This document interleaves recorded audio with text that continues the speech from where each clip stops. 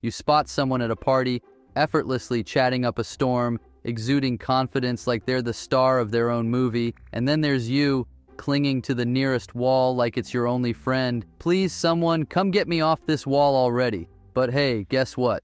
Even the most charismatic person had to start somewhere. Confidence isn't always something you're born with. Sometimes you've got to grow it, like a plant or a really impressive moustache. After years of awkward encounters and botched high fives, I've narrowed it down to 8 simple steps to boost your self-confidence. It's actually quite easy. Step 1. Start with small wins. You know that victorious moment when you finally remember a password without having to reset it? Yeah, that's a small win, and it feels good. Start with the little things, like making your bed in the morning, because let's be real, if the rest of your day goes downhill, at least you can crawl back into a neatly made bed. Small wins level up like in a Super Mario video game. Before you know it, you'll be leveling up and ready to take on bigger challenges. But what about the times when you don't like the funny-looking parrot you see in the mirror? Step 2. Embrace all your quirks. Maybe you've got a funny, weird laugh, or you're obsessed with collecting teacups. Whatever your quirks are, they make you, well, you. So instead of hiding them, own them. Think of it this way. Why be just another cookie-cutter gingerbread man when you can be a unicorn? Embracing your quirks isn't just about self-acceptance. It's about showing the world that you're comfortable in your own skin.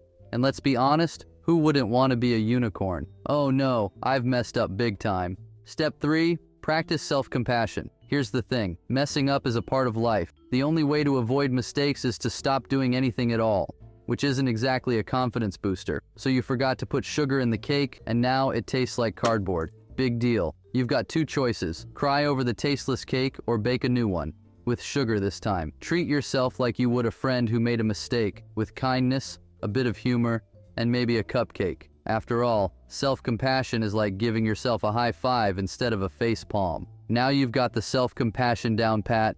Do you ever squirm at the thought of talking in front of people? Step 4.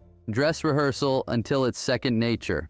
Public speaking is like trying to juggle flaming swords. Terrifying, but with practice, totally doable. Before your big moment, rehearse until you know your speech so well, you could recite it in your sleep. Think of it like getting ready for a dance-off.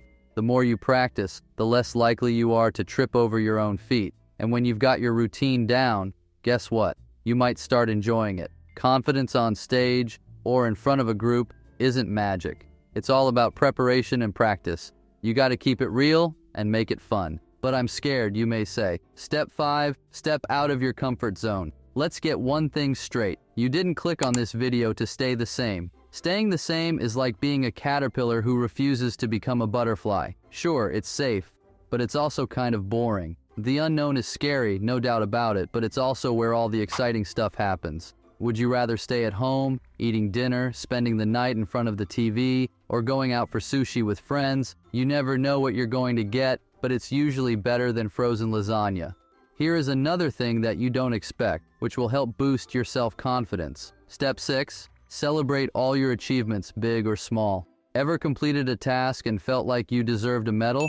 Yeah, you do. Whether it's finally starting that project you've been putting off or just making it through Monday without a meltdown, celebrate it. Treat yourself to something nice, like a latte or heck, a whole cake with sugar. Celebrating your wins reinforces the idea that you're awesome, and trust me, that's the foundation of confidence. Remember, life's too short not to have a little party every now and then, even if it's just you and your cat.